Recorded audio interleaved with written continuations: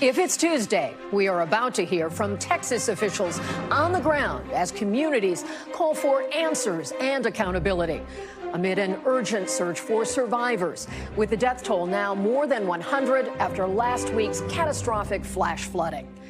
Plus, President Trump unloads on Russian President Putin and says he is considering new sanctions on Moscow as he vows to send more weapons to Ukraine, marking the latest shift in U.S. policy and a major show of support for Ukraine. And new tariff whiplash. President Trump says his August 1st deadline isn't 100% firm, but then insists no extensions will be granted, throwing trade negotiations and the global economy into a fresh state of uncertainty.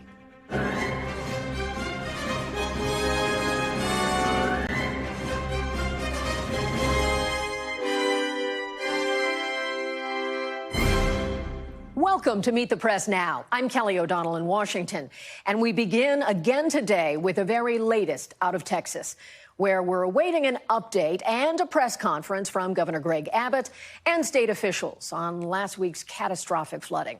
We'll bring it to you as soon as it begins. Now, of course, that comes as the death toll is rising and hope for survivors is fading.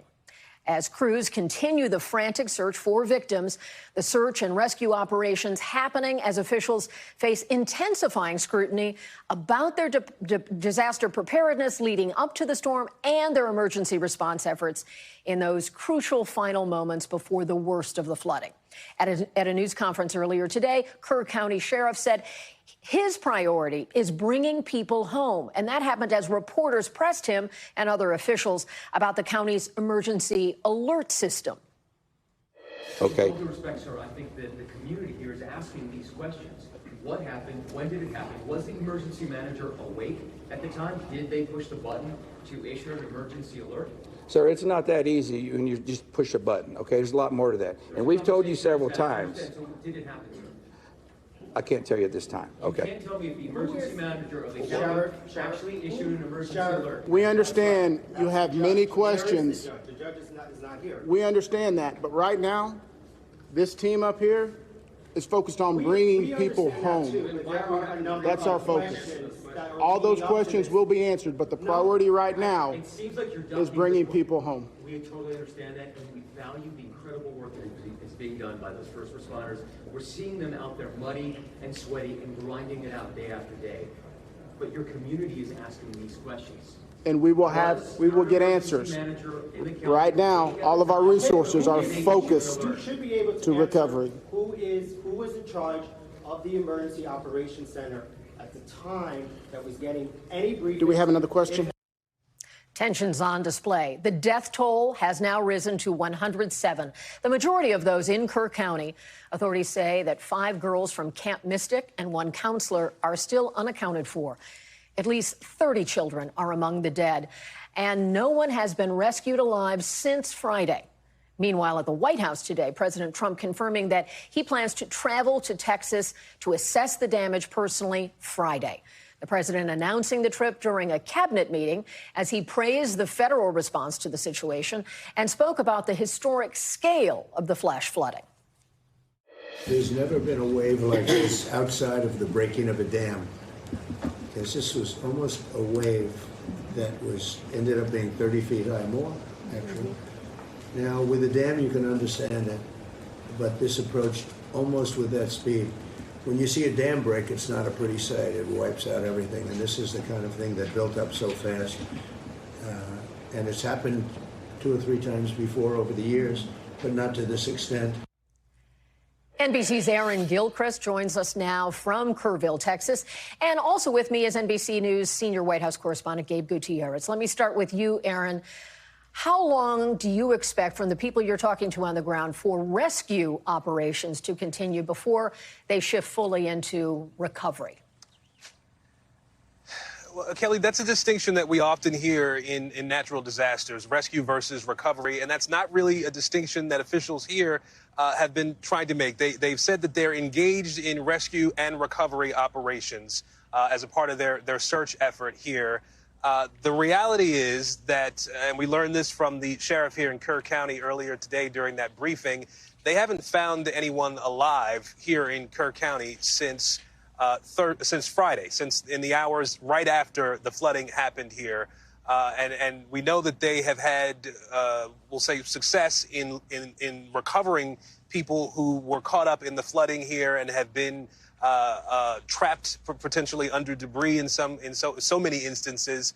But to this point, they've not rescued anyone who is still alive. And so I think that language may stay the way it is for some time because they're trying to operate with some level of hope. But again, the reality is setting in for first responders who are out here doing all of the work, trying to get into the debris piles that exist all up and down the Guadalupe riverbanks for miles and miles throughout this county and in other places as well. There are also helicopters that are still being flown overhead as crews are searching from the air. There are people, as we said, on the ground, on foot, and in boats as well, all engaged in the same effort here to locate so many people who are still missing. And quite frankly, here in Kerr County, they've not been able to tell us exactly how many people are missing. This was a holiday weekend when people would have come in from out of town with their RVs. They would have checked into cabins. They would have had tents along the river. And so, Kelly, the effort is to just keep looking until there is no one left to be found. I think that's a fair assessment to make as this search and rescue effort will continue likely for weeks. And it makes sense to want to maintain hope for people there in those communities. Are you hearing plans in the works to build or improve on an emergency alert system? Again, I know they are still very much in the sort of first phase of this, but is that being talked about, given the fact that flash flooding has been such an important part of the local sort of threat level? Yes, it is. It's something that we've heard just everyday citizens talking about. Obviously, it's a question we've been putting to lawmakers here in Texas, both at the federal level, at the state level, and at the local level for that matter. We know that this is an area that's been called Flash Flood Alley by the folks who live here. They know that this river is prone to some level of flooding, nothing like what we saw on 4th of July here. And so people that I spoke to said, we see water come up. We see water come into people's properties sometimes. It gets a little muddy sometimes. Nobody had an expectation, though, that they would have water up to the ceiling or higher in some cases for places that were really close to the river's edge. And so there are conversations now about why wasn't there a siren system, for example, here in Kerrville, for example. There are other places, other cities in this area that do have sirens of some sort. Here in Kerrville, there aren't any. And so there are conversations now about what it would take to put those things in place. Obviously, the question is being asked, would that have been enough if those sirens had gone off right after that most significant warning came out from the National Weather Service at about 1 o'clock in the morning on Friday? Those are all things that are part of the after-action assessments and planning for the future, and something that we understand will be talked about very likely in a special session of the state legislature that's been called here in Texas. That was already scheduled, but Governor Abbott said while he was surveying some of the damage, he flew over here just a little while ago and said that emergency funding for these communities that could include money for different alert systems is something that is going to be a part of the special session that happens here a little bit later this month, Kelly. And we expect, Aaron, to hear some of that from the governor as we are awaiting a news conference. And, of course, we'll bring that to viewers when it happens. Gabe, let me turn to you. What federal resources have been devoted to assisting Texas? And we know that, obviously, there's always a big component of available help, both personnel and equipment and so forth. But what are you hearing about how the federal government is trying to step in here? Well, Kelly, today, Homeland Security Secretary Kristi Noem addressed this, as you mentioned, during this cabinet meeting with the president here at the White House. She praised the federal response, saying that the federal government was working in tandem with local and state officials to try and be a part of this response. Now, the Coast Guard, as it usually does during these types of disasters, had been involved with rescue operations over the weekend, and certainly FEMA also activated once President Trump signed that major disaster declaration, setting aside funding to help the residents of Texas. But Secretary Noem making it a point to say that it is working with the state of Texas and local officials in order to get this done, Kelly. And you raise the issue of FEMA, and of course that has been something President Trump has talked about, making significant changes to how that federal agency would work, winding it down, shifting a lot of responsibilities to states. Texas, of course, is a state that encounters many issues with large-scale disasters.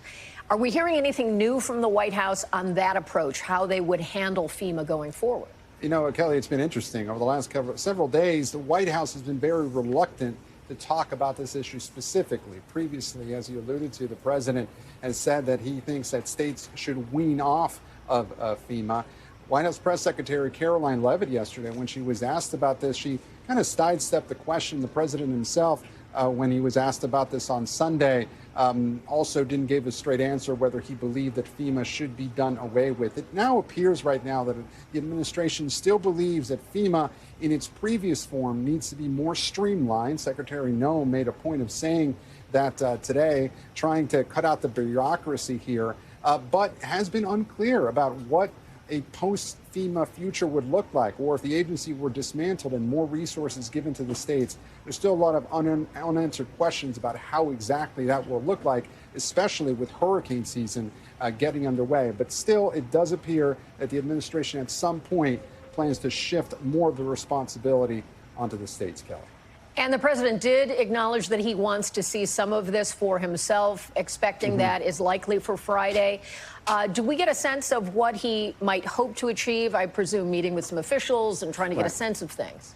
Well, as you know, Kelly, this is when the president has to fulfill his role as consoler in chief. And this is something that, you know, he planned. He said that he wanted to go even sooner. But of course, in these types of situations, presidents often wait in order for the initial phase of the recovery and the response to be done with, so as not to interfere with those operations, a huge security detail that the president has to travel with. But today he did reaffirm that he plans to travel to Central Texas along with First Lady Melania Trump on Friday, Kelly.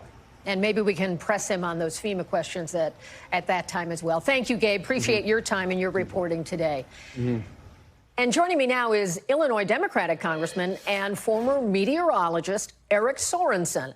You certainly bring skills to this and understanding of what can be such a complex situation with weather. We appreciate getting your insight on this. As you know, the governor of Texas may have a news conference at any moment, so bear with me if we have to step away. But let's start with your knowledge about this. You have worked along with Texas Congressman Moran trying to introduce a bipartisan bill that would strengthen weather monitoring systems, and especially in rural areas. Do you believe that there is now a more urgent call for that? And do you think that there are some lessons from this incident that could help to inform how you approach this legislation? Kelly, it's good to be with you. I think those are the logical next steps, and those are the steps that I want to hear from Governor Abbott. As he gives this press conference, I want to know now that there has to be something that has learned here. In this river system, we've had significant floods in 1978, in 2002, in 2025. But the problem, Kelly, is these are about a generation apart. And so that means people will have forgotten what happened before. And I recollect back to a significant tornado that happened in Belvidere, Illinois, in 1967, right as school was getting out. And that led us to understand, wait a minute, we should have tornado drills and preparedness in schools. We have to learn something from the tragedies that we see. And so when we go forward, we're not going to repeat the bad history. There, of course, are many questions that are coming now in building about who knew what when, who was responsible. Because you have the meteorological background, can you help us to understand how difficult it is to know what this threat actually was in real time? It was a holiday weekend. It was very late at night. Do you have a sense of how many of those answers are obtainable at this point? Right. So this was different than, for instance, Houston, which gets flooded by Hurricane Ike. We knew this area of low pressure as it was exiting out of the Rio Grande Valley could produce 5, 10, 15 inches of rain.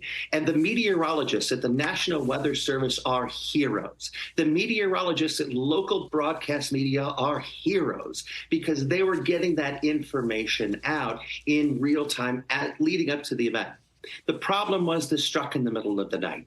What happened between the 1:15 a.m. where the flash flood emergency came out and the 4 a.m. when the water rose? Was there a chance that we could have gotten, especially these young girls, out of harm's way?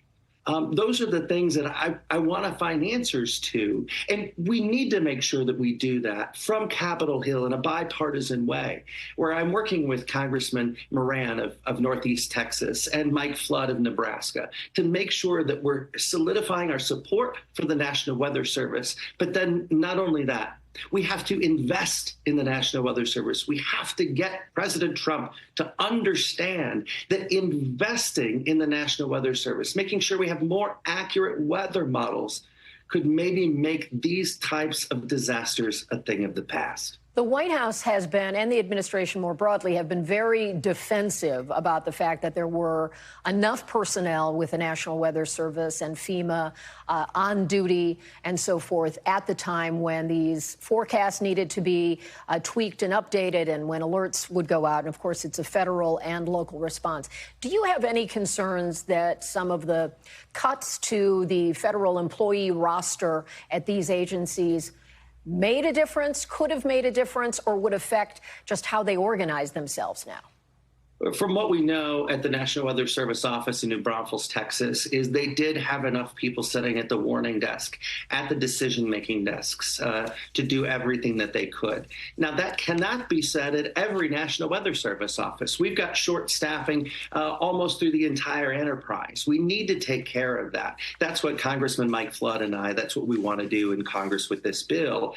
But then also going forward, we need to make sure that there is a commitment from the administration that the National Weather Service is just that. It is a service. We take it for granted that our phones are going to go off in the middle of the night when the tornado warning or the flash flood warning is issued. But we need to know when that happens that there's going to be a way for us to escape. And so we are going to have to continue to work on the social science to make sure that the communication of meteorology gets better, because it can't just be that we're issuing weather alert days and then nothing happens. You know, this was a disaster like we haven't seen in a generation. And people should have known that. I can imagine that on a holiday weekend, especially, and when you've got 9 and 10-year-old girls at camp, they probably don't have phones right at their bedside there.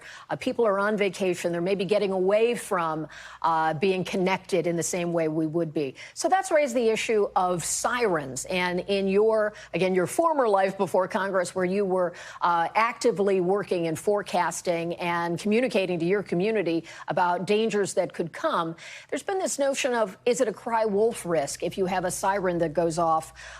Concerns about, would that scare people? Where do you come down on the sort of the balance between trying to give people information and also not scaring a community? Right. Well, most counties in my congressional district and in my former coverage area as a meteorologist, we have tornado sirens. In my neck of the woods in Western Illinois, these happen very frequently. They get tested every Tuesday, the first Tuesday of the month at 10 a.m. Kids understand what it means. You go inside when you hear them. But if we were to strategically place these sirens down the river valley so that you could almost hear them coming, understanding that it is a different tone, that the tone could say, seek higher ground now, telling people what to do. Maybe it's more than a siren. If we could invest in that to provide that safety for people in what we know is flash flood alley. We know the Guadalupe River has flash floods greater than almost any other river in the country. But we're also going to need the efforts of Congressman Chip Roy, who doesn't believe in spending money, as we know. He wants to curtail any spending. This is an opportunity for him to actually have the government work for the people of his district. And I look forward, once I get back to Washington, to have a conversation with him. Exactly. And that conversation will be important. And you obviously have some very difficult real-world circumstances to use to make your case for this legislation. I thank you for your time and your expertise on this. And we, especially with these weather things, let's have you back again, because you can give us insights from both sides of that experience. We are, of course, still awaiting the press conference from the Texas governor, and we will bring that to you when it begins. He's been doing a tour and getting some insights from people on the ground. And coming up, up, we'll also touch base with what's happening with President Trump as he lashes out at Vladimir Putin and says the U.S. will, in fact, send more weapons to Ukraine. That's just days after his own Pentagon announced it was halting those shipments. Plus, we're expecting Israeli Prime Minister Netanyahu back at the White House. He's in Washington all week this hour, and that he will have another meeting with President Trump as he tries to secure a ceasefire between Israel and Hamas. So there are more developments to come. You're watching Meet the Press Now.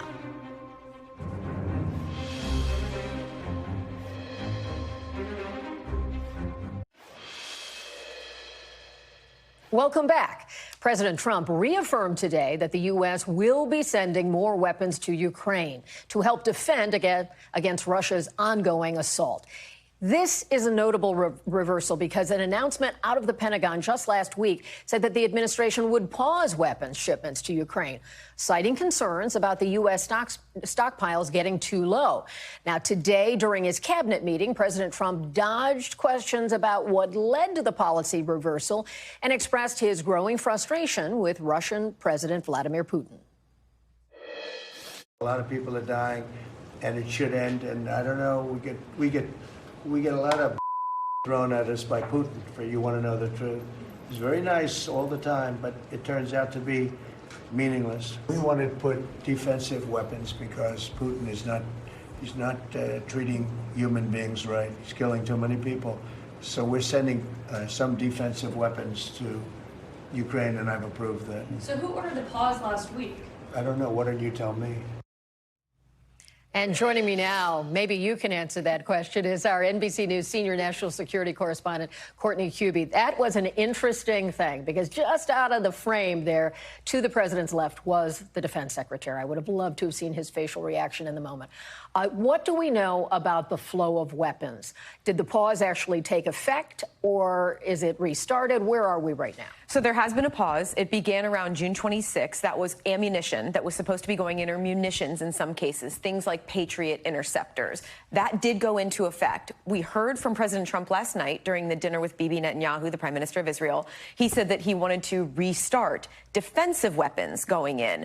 And we got a statement out of the Pentagon saying just that at the president's order, they were going to restart defensive weapons. But what we don't have is any information about whether that's actually occurring beyond that one statement and exactly what's going in. We know that Ukraine is in desperate need of these sorts of defensive weapons, specifically the Patriot interceptors. That's because in the last 8 or 10 days, we have seen Russia unleash a massive barrage of missiles and drones, some of the biggest that we've seen throughout the entire course of this war. Just filling the skies with this. Exactly. And hitting a lot of civilian targets. Right? Hitting civilian targets, yes, and threatening Ukraine in many different areas. But at this point, Kelly, we don't have any kind of information that those Patriot interceptors are still flowing. Is there any clarity about what happened here, what prompted this change? So we know that there has been an ongoing concern, frankly, since even preceding the Trump administration, about some of the U.S. stockpiles, and specifically about things like the Patriot interceptors. Just not having enough. Exactly, because the U.S. has to maintain a certain stockpile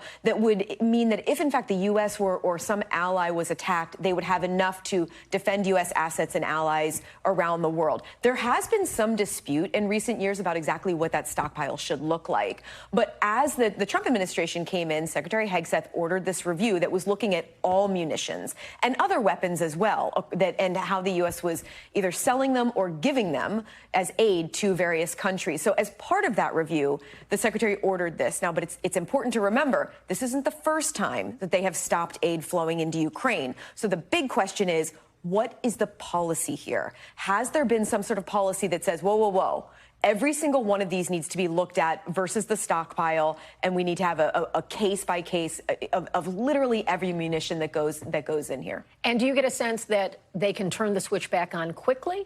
Yes, we know that some of these things were already forward-based, some as close as Poland when they were turned off. And he made a distinction, defensive, not offensive weapons. Exactly, and that's what leads us to believe that this would be at least the Patriot interceptors, if not some other things. Thank you for your expertise. Appreciate it so much, Courtney. And we will now kind of shift into what we were discussing there. Israeli Prime Minister Benjamin Netanyahu, he's on a multi-day visit to Washington.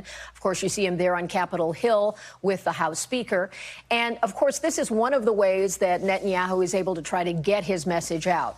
In just a few moments, he's expected back at the White House for the second time in as many days. And of course, there you've got not only the president, but you've got the Secretary of State / National Security Advisor. So there's a lot for him to do. Also, the Middle East envoy, Steve Witkoff, signaled earlier today perhaps a ceasefire deal between Israel and Hamas could be on its way.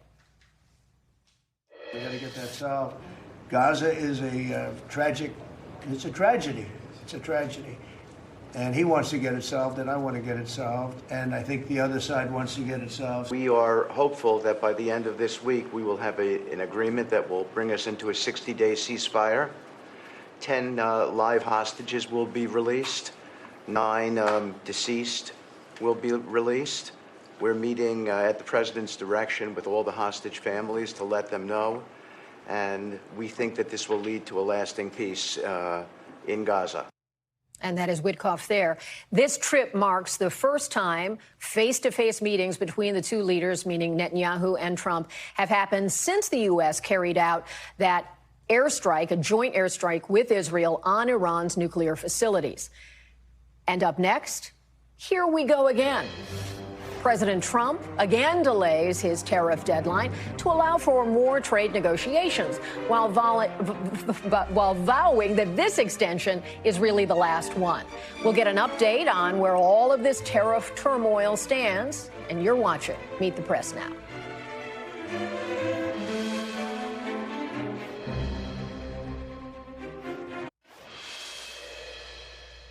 Welcome back. This might sound familiar. Yet again, President Trump is delaying his tariff deadline.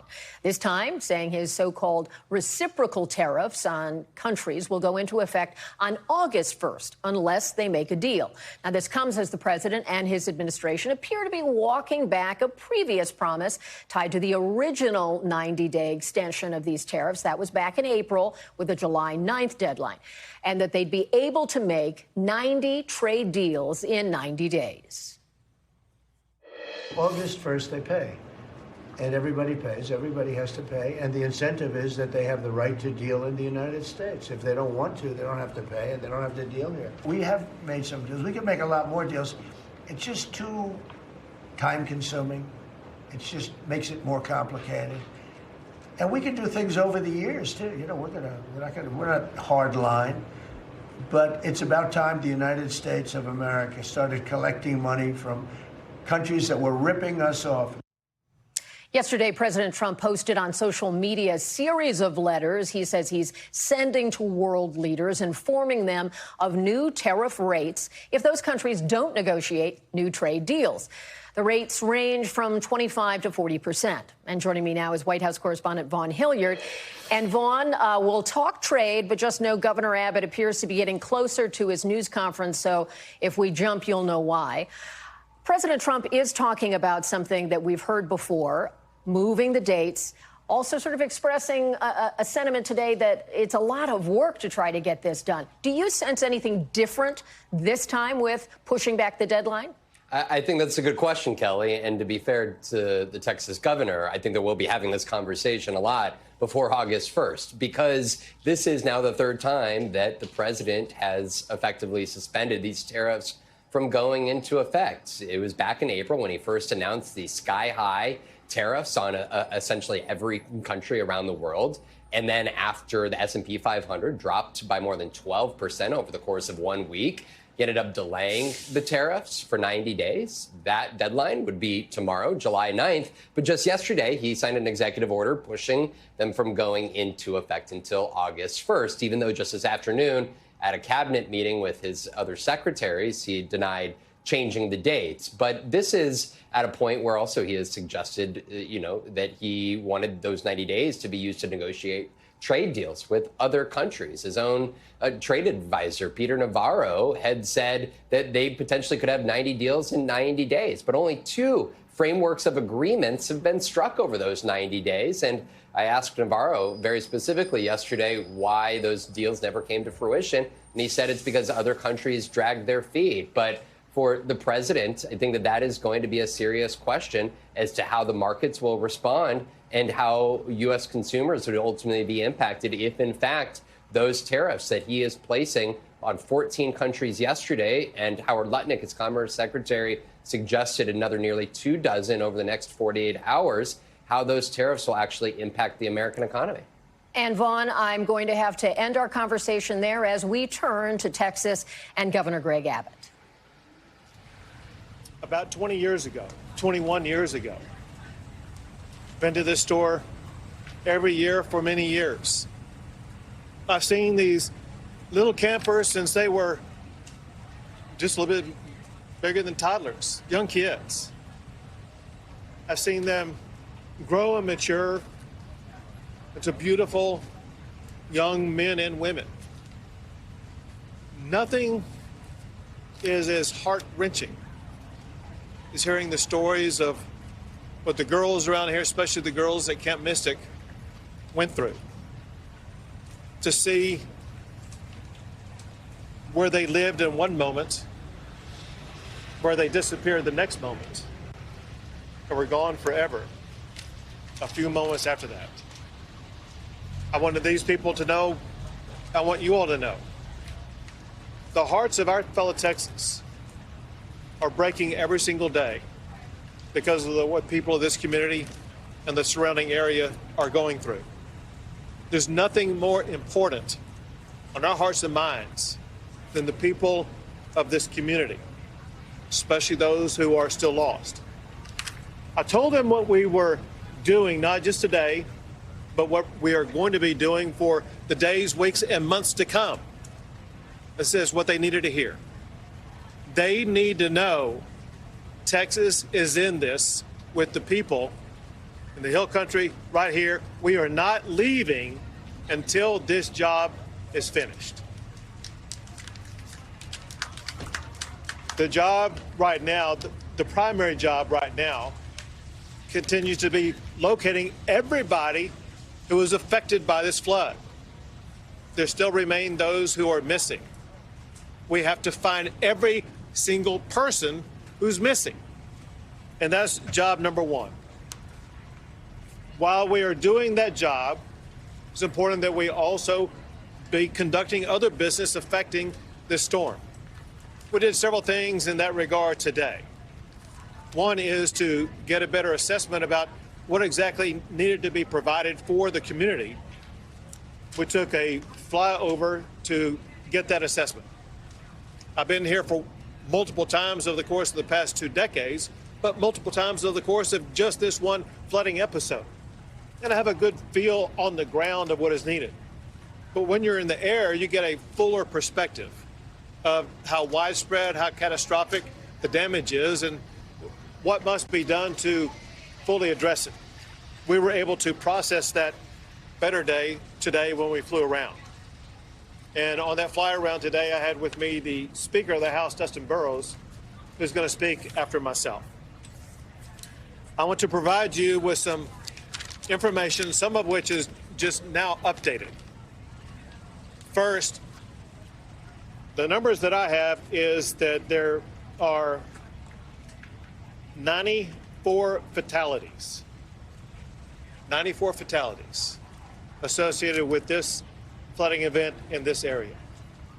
Separate from that, in other flooding events in other parts of the state of Texas, there's another 15 fatalities for a total of 109. To put this into perspective, just in the Kerr and Kendall counties alone, there are far more fatalities than there were in Hurricane Harvey. That's how catastrophic this is. I also have some updated numbers on those who are missing. First, from Camp Mystic. My information is those who are missing is down to now 5 campers and 1 counselor. 5 campers and 1 counselor missing. In addition to that, there is another child not associated with the camp who is missing. So for Kerr County, that would be a total of 7 who are missing. In other parts of the state, there are 12 who are missing. I have a new number, however. So one thing we've been reaching out to the public about is to get better information about those who were not registered at a camp, those who were not registered at a hotel, those who may have been down here who no one really had any accounting of. And through law enforcement agencies working together, they provided me this number. Just in the Kerr County area alone, there are 161 people who are known to be missing. And again, that comes from combined law enforcement efforts, 161 known people who are missing. Know this, we will not stop until every missing person is accounted for. Know this also, there very likely could be more added to that list. One way that we were able to expand the list of those who are missing is because family members, friends, neighbors, etc., begin calling in and reporting them as missing. What I want to do is once again provide a reminder to anybody watching this that if you have a friend, a family member, somebody that you think may be missing because of this storm, we need you to call the number that I'm about to give you. It is 830-258-1111. That's 830-258-1111. If you want to go to a website address, you can go to kerrvillemissing@dps.texas.gov. I'm going to repeat it twice more. That's Kerrville, spelled Kerrville, no space, then the word missing, MISSING. So Kerrville Missing at dps.texas.gov. So either call that phone number, go to that website, and provide the name and the best identification you can and the last known location of anybody that you think is missing. Know this also. If you make a prank call or provide false information, that's a crime. Do not provide false information because you're hindering our ability to undertake this investigation, hindering our ability to actually rescue and find those who truly are missing. So you better be correct when you're calling in and let us know that there is somebody who is missing. Importantly, we know that so many families are going through grief that's beyond anyone's comprehension right now, beyond any of us being able to walk up to them and give them the magic words that will make them suddenly feel healed. We know that they need grief counselors. We have 5 organizations that together are providing dozens of grief counselors for all of the affected family members around here. It's so important at times like this for family members to access that grief counseling so they can have their mental and emotional health needs addressed in what may be the most challenging time of their lives. Something else that's a help as we begin the process of helping places like the Hunt store, the local community, Hunt, Texas, be able to rebuild. One thing that is speeding that recovery was the immediate granting of the major master declaration that was granted by President Trump. It immediately opened not only access to more funding, but also access to more resources to be able to more quickly, more effectively respond to this storm. That includes debris removal, which has already begun. It includes assistance for individuals who are eligible to apply, and the director of Texas Division of Emergency Management will explain more about that in a second. But there are 2 categories of people or entities that there is money available to assist. One are individuals affected by the storm. Another are public entities like the town of Hunt, like the town of Kerrville, like the county of Kerr, etc. They may have needs with regard to roads or utilities, whatever the case may be. Now the assistance is available for them to more effectively and more quickly address that. With regard to roads, anybody who's driven around here knows that there are some roads that need repairs. The Texas Department of Public Safety is working 24/7 to make sure they're going to be getting these roads repaired and passable as quickly as possible. Going back to President Trump, He and I spoke again this morning, and he could not stop talking about how sad he was for all the little girls who've lost their life. He recounted his own understanding of what happened with what was really a tsunami wave of wall of water that swept too many of them away. And he cares a lot about those young ladies. And he wants to step up and make sure that any need that we have here in Texas is going to be met very quickly. And he's already done that by helping to provide the quick assistance by sending down Secretary Kristi Noem, who, listen, I've been dealing with events like this for 10 years. Never have I seen someone respond as quickly and as effectively as what Secretary Noem did. Also, while coming over here, I received this text from Secretary Kennedy. It says the following. It says, Governor Abbott, it's Secretary Robert Kennedy. It says, we are set to declare a public health emergency for the Texas Hill Country flash floods.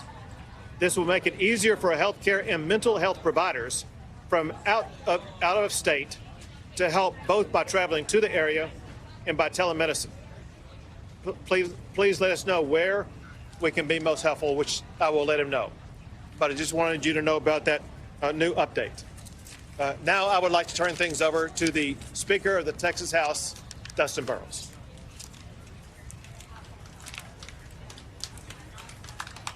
Thank you, Governor. First, to the members of the community and to all those who've been impacted, the survivors, those who've lost loved ones, I know there's not any adequate words any of us can express to share our care and concern. But I want to promise you, every person in this state, every tip of it, we have held you in our thoughts, in our prayers, and we will continue to do so as you go through this. And you take care of what I know all Texans can endure. I had the opportunity to fly with Governor Abbott today over the damaged area. It is hard to comprehend the amount of water that came through in such a short period of time. It is unimaginable what the victims and survivors went through as they were faced with that, and we heard the stories about that. And looking at the debris and looking at the problems and all of the damage that's been done, I know there's a long road to recovery. But through that, we saw some silver linings. We saw Texas flags being flown proudly because we know people of this state are resilient.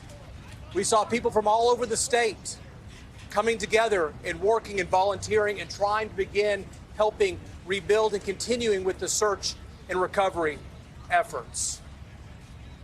I have had members of the Texas House from all over the state looking for ways to help.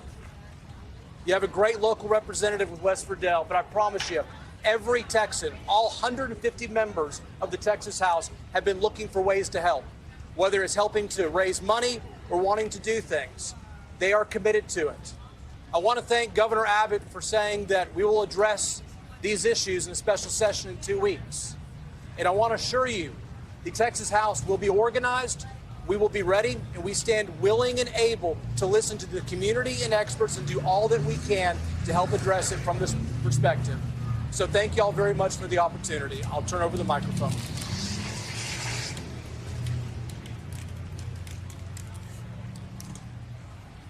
This is the kind of event that the Speaker of the House would have come to in an ordinary situation. When you consider the fact that we're going to start a special session 2 Mondays from now, a special session that will have at the top of its agenda helping communities like in Kerr County, Kendall County, as well as in Central Texas and the Big Country, all areas affected by the floods of the past week. Those issues are going to be on the agenda for the state to address from top to bottom. We want to make sure that when we end that session, we end it making sure these communities are better, more resilient, and have the resources that they need for the next chapter of their lives. Now we have the director of the Texas Department of Public Safety, Freeman Martin.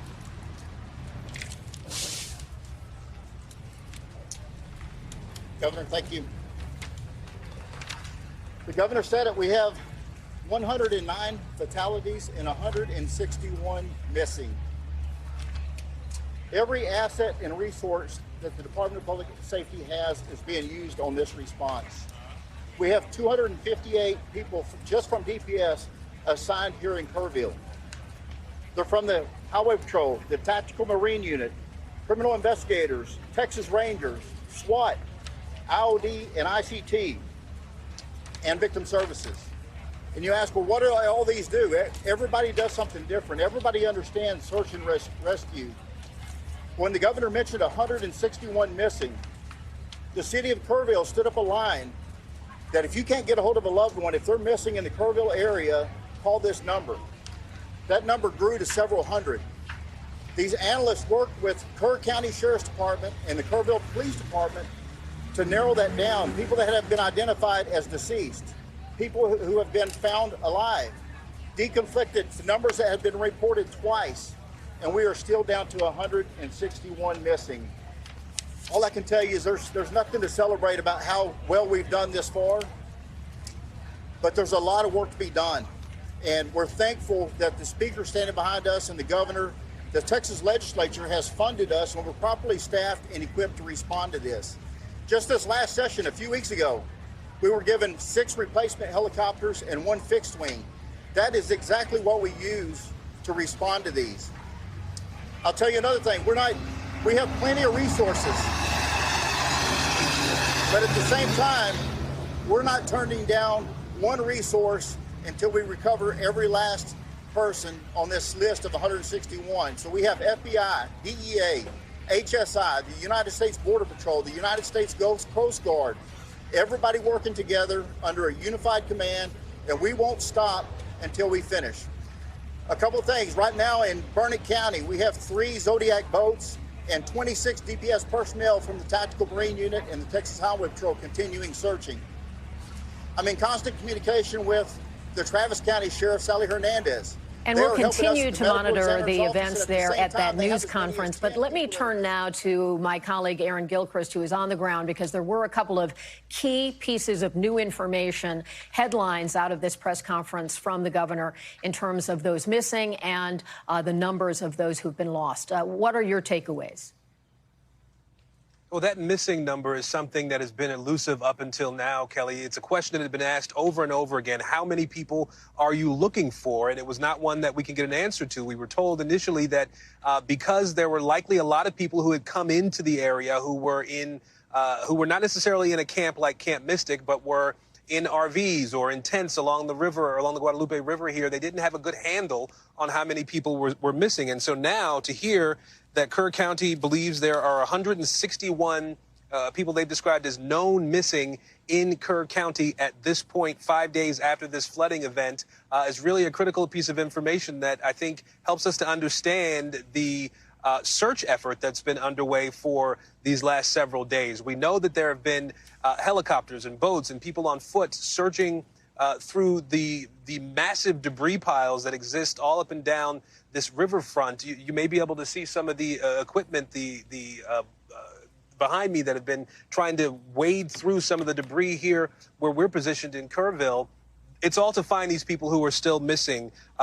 We heard from the governor there that there are 6 people missing from Camp Mystic, 5 little girls and a counselor, 1 other child unaccounted for here in Kerr County as well, and then 12 people in other places. We know that of that 109 people confirmed dead, most of them, the overwhelming majority, were found here in Kerr County, but there were several people in at least 5 other counties in sort of related flooding who have also died and are among the missing as well. We know that in one county, the fire chief in nearby Burnett County, I'm not sure how to pronounce it, the fire chief there is still among the missing. And so, Kelly, you heard the governor say that the search effort is going to go for as long as it needs to go. He said they're not leaving until this job is finished, and that is locating all of these missing people and then making sure that they have assessed and met other needs that have come up in the communities impacted by this massive flooding event, Kelly.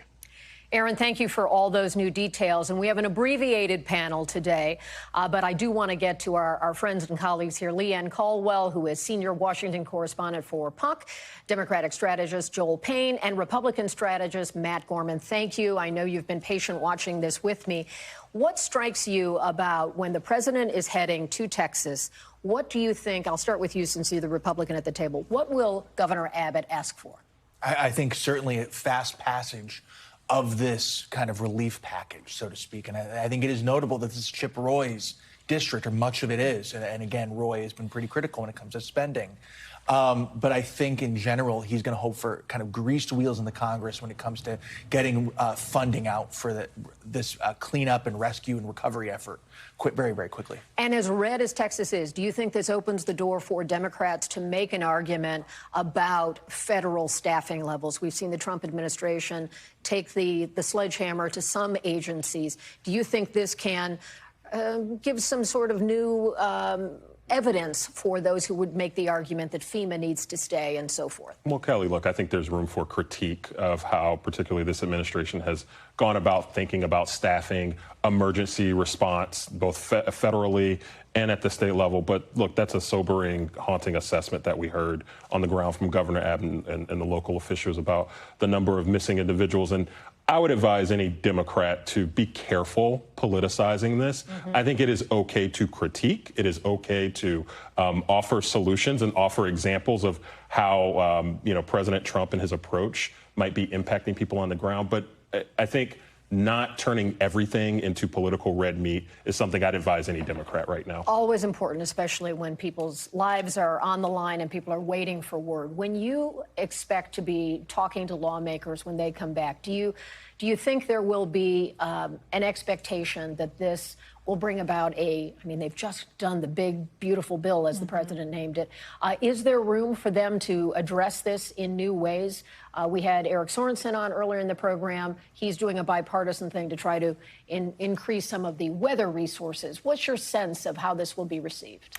Well, Congress, generally speaking, usually does respond to national natural disasters with additional funding. Sometimes it is politicized, sometimes it takes time, but it's usually Republicans who are most likely to oppose federal funding for national disasters. Of course, this is in a really red state with Chip Roy, who is very anti-government funding, who represents this district. So I think that there are opportunities. I think something also to look down the line is that Democrats have also, as you say, Joel, tried not to politicize this yet, but they are asking questions about if any of these staffing cuts, if any of these government cuts did impact this. So far, the Trump administration has dismissed and gotten very defensive with those questions that are asked, but it's going to continue to be an issue. Is there any safe space between making it look too partisan and asking substantive questions about some of these issues, whether it's what to do for next steps, or were there any real world? I think it's about priorities, right? I mean,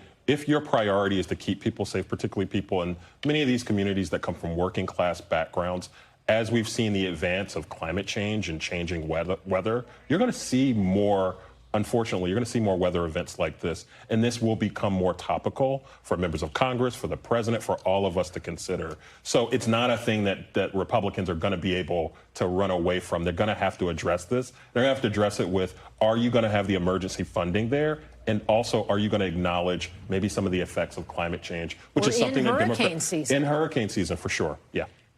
And do you get a sense that this is a test for President Trump? We have seen him in other times in his first term when there was a weather event. Puerto Rico comes to mind, where that was, seen as maybe not the most touchy-feely moment for the president. Do you think, because he has so many friends on the ground in Texas, that this is a test for him politically? I think he's really, especially starting with East Palestine, he really has made these sorts of moments his own. Asheville, too? Asheville as well. He understands, I think, the power of visuals and being there on the ground, especially with people and in places where he feels very comfortable. And I think this will be no different. Thank you. I appreciate your patience. I know it was abbreviated today, but with good reason. Those new facts coming out of Texas are Very distressing. More than 100 dead and 161 missing. And of course, if you're looking for ways to help, we will have on your screen some of the organizations that can help flood victims. These have been vetted by NBC News. We will be back tomorrow with more of Meet the Press Now, but the news continues with Hallie Jackson right now. We thank you for watching, and remember, stay updated on breaking news and top stories on the NBC News app or watch live on our YouTube channel.